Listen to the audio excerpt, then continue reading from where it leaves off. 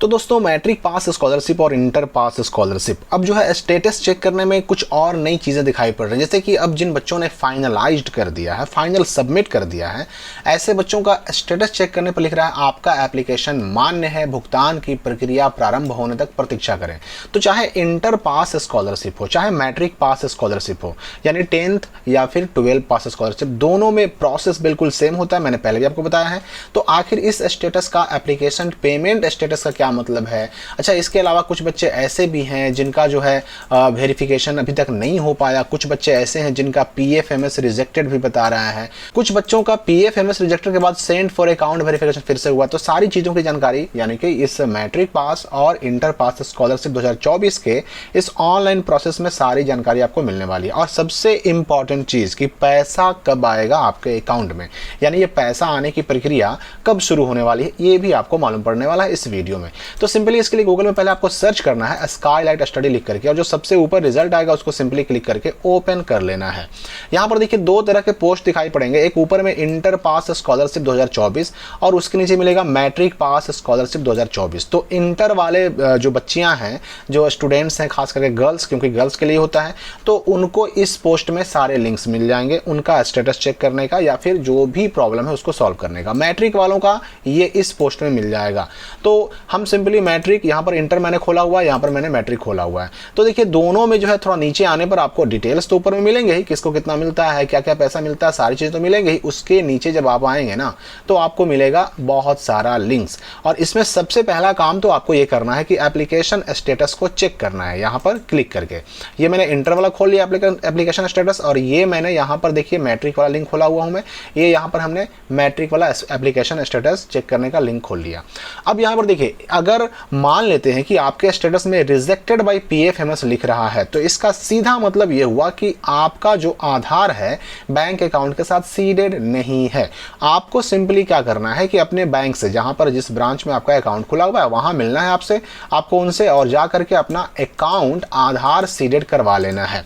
अब यहाँ पर सवाल उठता है कि भाई आधार सीडेड करवाने के कितने दिनों के बाद हमारा ये जो रिजेक्टेड है ये ठीक होगा? तो देखिए आप जब आधार को सीडेड करा लेंगे बैंक अकाउंट के साथ, आपके अकाउंट से जो सीडेड हो जाएगा, आपके बैंक वाले कह देंगे, कंफर्मेशन मैसेज आ जाएगा, उसके बाद सिंपली आपको वेट करना है। देखिए वेट कीजिएगा, कुछ दिनों के बाद फिर दोबारा से आपका account sent for account verification हो जाएगा। यहाँ पर देखिए अकाउंट वेरिफिकेशन स्टेटस में पहले जब रिजेक्ट होता तो क्या लिखता है?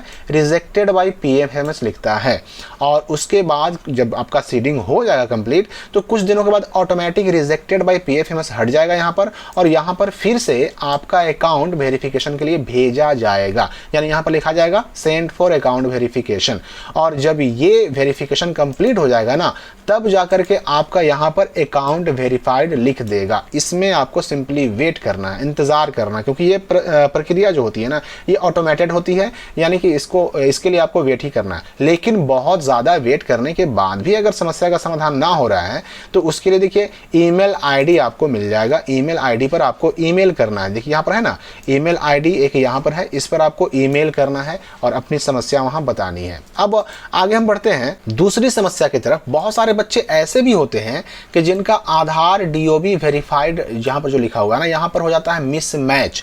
तो इसमें आपको क्या करना होगा? अपने आधार कार्ड का डेट ऑफ बर्थ मैट्रिक के या इंटर के मार्कशीट के साथ बिल्कुल सेम करना होगा, यानी आधार को सुधरवाना होगा। अगर आधार का आपका लिमिट क्रॉस हो गया है तो फिर पटना के रीजनल ऑफिस में जाएं, आधार का रीजनल ऑफिस पटना में है, वहां जाएं, वहां से आपके आधार का डेट ऑफ बर्थ चेंज हो जाएगा। आधार का डेट ऑफ बर्थ चेंज होने के बाद कुछ दिन आपको फिर वेट करना है।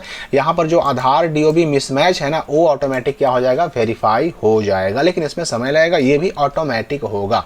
कुछ बच्चों का कास्ट कैटेगरी मिसमैच भी हो जाता है, तो उसके लिए लिंक मिल जाएगा आपको। कास्ट कैटेगरी मिसमैच होने की वजह से जो समस्या होती है ना, उसके लिए आपको क्या करना पड़ता है? तो अपना कास्ट सर्टिफिकेट अपलोड करना पड़ता है। हालांकि अभी तक उसका लिंक अवेलेबल नहीं कराया गया है 2024 के बच्चों के लिए, लेकिन अगर आपका लिंक फिर भी नहीं मिलता है तो ईमेल पर अपना कास्ट सर्टिफिकेट यहाँ भेज सकते हैं कास्ट कैटेगरी मिसमैच होने की स्थिति में। अब देखिए एक बच्चे का अगर लिख रहा your application has not been submitted, तो 15 तारीख तक फिलहाल डेट है। 15 तारीख से पहले पहले आपको अपना रजिस्ट्रेशन यानी फर्स्ट स्टेप पूरा कर लेना होगा। यानी कि इस बच्चे ने अभी तक अपना फॉर्म नहीं भरा। अब मैं आपको यहाँ पर क्लियर कर दूं कि 15 मई तक जो डेट है ना, वो रजिस्ट्रेशन करने का फिलहाल लास्ट डेट है, यानी फर्स्ट स्टेप पूरा करने का लास्ट डेट है।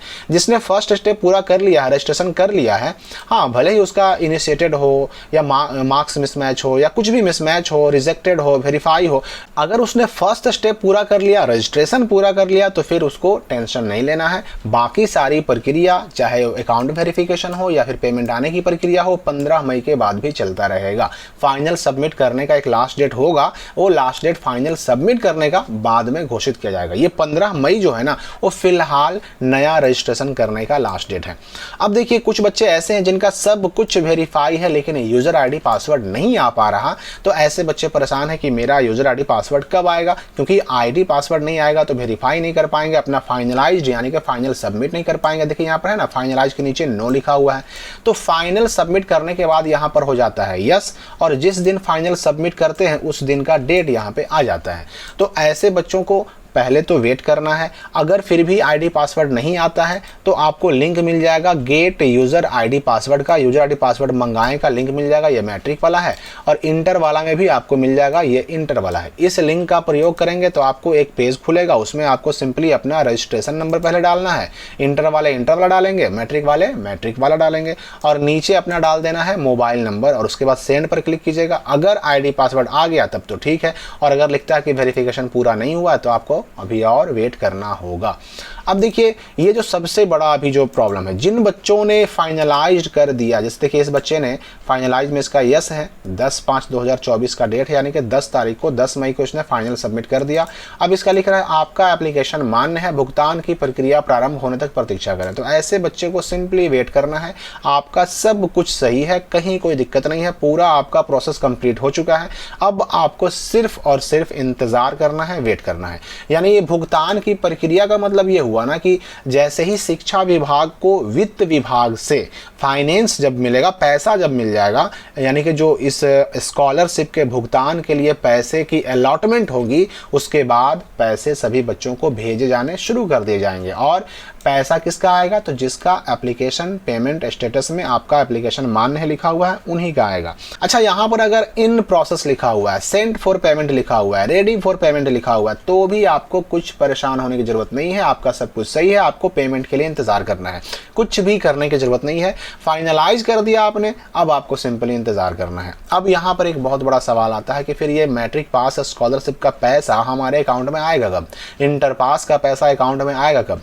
तो देखिए मैंने आपको बताया भी पहले ही कि इसके लिए वित्त विभाग से शिक्षा विभाग को पैसे मिलते हैं। अब जैसे ही अलॉटमेंट होगा, पैसा मिलेगा शिक्षा विभाग को, वैसे ही शिक्षा विभाग सारे बच्चे जो फाइनल सबमिट कर चुके हैं उनको पैसा भेजना, पेमेंट करना शुरू कर देगा।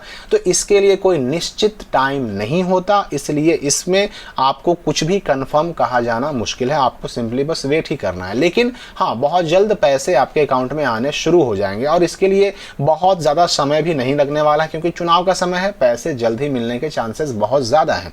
अब यहाँ पर मैं आपको बता दूं कि दो चीज़ों का आपको ध्यान रखना है। अगर सब कुछ सही है, फाइनल सबमिट भी आपने कर दिया, तो आपको सिर्फ इंतज़ार करना है। और अगर आपके एप्लीकेशन में कुछ मिसमैच है या फिर कुछ रिजेक्टेड है, तो उसको दूर करने का प्रयास करना है, क्योंकि जब तक मिसमैच या रिजेक्टेड दूर नहीं होगा, आपका पैसा किसी हाल में नहीं आने वाला। तो अगर रिजेक्टेड है या मिसमैच है तो पहले उसको दूर करने का प्रयास करें। सब कुछ वेरीफाई हो जाएगा, सब कुछ ग्रीन हो जाएगा, तो ही आपका आएगा आईडी और पासवर्ड, यानी यूजर आईडी और पासवर्ड। और जब यूजर आईडी पासवर्ड आएगा और फाइनल सबमिट कर देंगे, तभी आपका पैसा आएगा। ये बातें आपको याद रखनी हैं। तो फिलहाल इस वीडियो के लिए इतना ही, मिलते हैं हम अगले अपडेट के साथ अगली वीडियो में।